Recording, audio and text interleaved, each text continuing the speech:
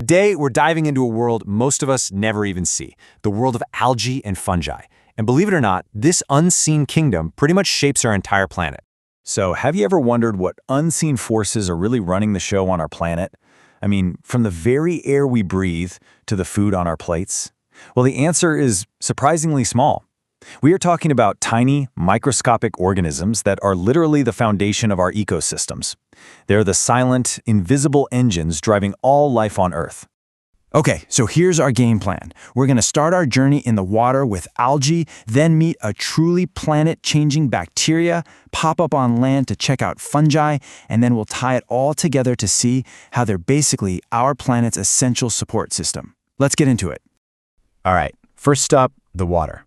We're diving into the vast world of aquatic life, which is home to this incredibly diverse group of organisms that we just kind of lump together and call algae.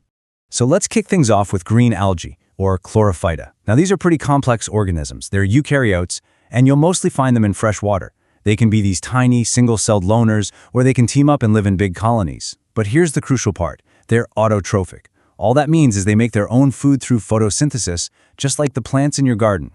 And this is a perfect example of how different they can be. Look on the left, you've got Chlamydomonas, a classic single-celled little guy. But then on the right, whoa, that's Volvox. And that's not just one creature, you guys. That's an entire colony of individuals all working together. It's like a microscopic rolling city. You can even see the smaller daughter colonies growing inside. How cool is that? Okay, moving on to another type of green algae called Spirogyra. Now this one is different again. It doesn't do the single-cell thing or the colony thing. Instead, it forms these really long, beautiful filaments. And the real secret, the amazing part, is what's inside these threads. The secret? It's these totally unique, spiral-shaped chloroplasts. And this isn't just for show. It's not just to look pretty under a microscope.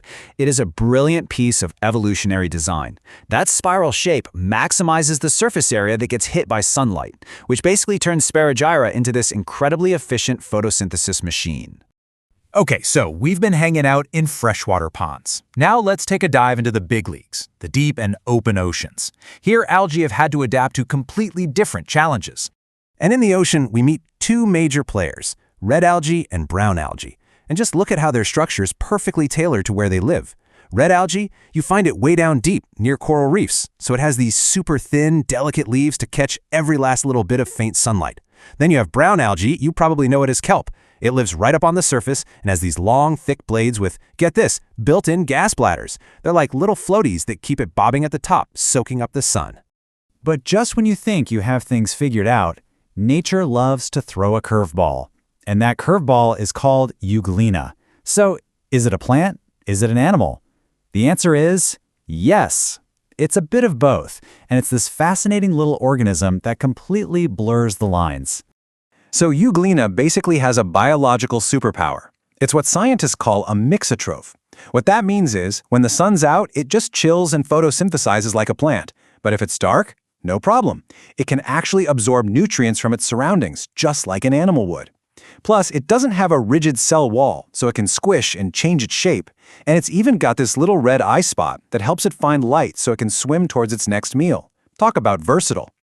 All right, leaving the wild world of algae behind for a moment. We're about to meet an organism that is, and I'm not exaggerating here, a true, certified game changer for the entire history of life on Earth.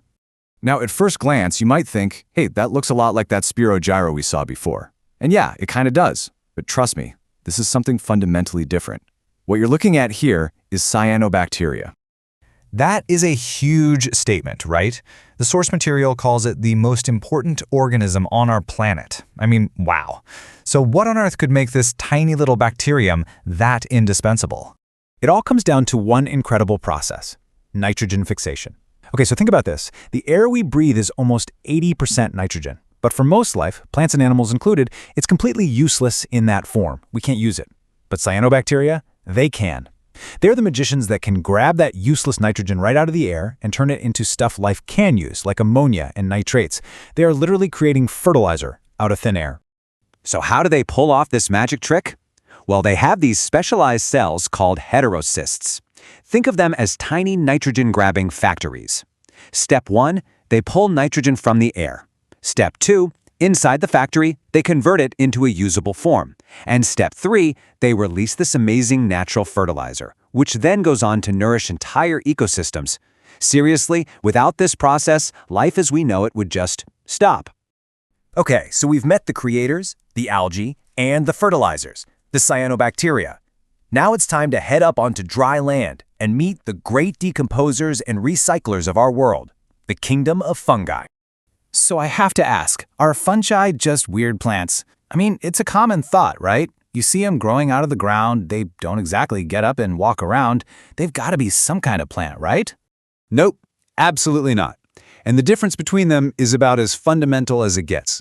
See, plants are autotrophs, remember? They produce their own food. Fungi, on the other hand, are heterotrophs. They have to get their food from other sources, which makes them the planet's master decomposers.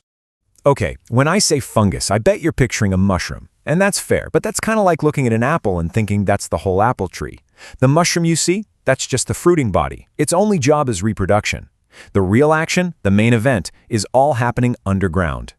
This is the true body of the fungus. It's this massive, sprawling, underground network of tiny threads called the mycelium. And when I say massive, I mean it. It can stretch for miles, just quietly breaking down dead stuff, absorbing nutrients, and connecting the whole forest. People have started calling it the wood wide web or the hidden internet of the forest.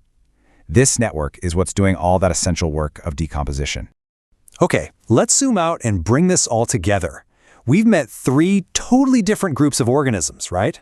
But the key thing to remember is that they are not working alone. They are our planet's essential workers, and they're all part of this deeply interconnected web of life. So let's do a quick recap of their job descriptions. You've got algae, the producers. They're busy creating oxygen and forming the very base of aquatic food webs. Then you have cyanobacteria, the fertilizers, making nitrogen available so everything else can grow. And finally, you have fungi, the recyclers, breaking down all the dead stuff to return those precious nutrients back into the system. Producers, fertilizers, recyclers. It's an absolutely elegant and essential cycle. So the next time you take a deep breath or walk on a forest floor, maybe just stop for a second. Will you think about these incredible invisible kingdoms that are working non-stop to make it all possible?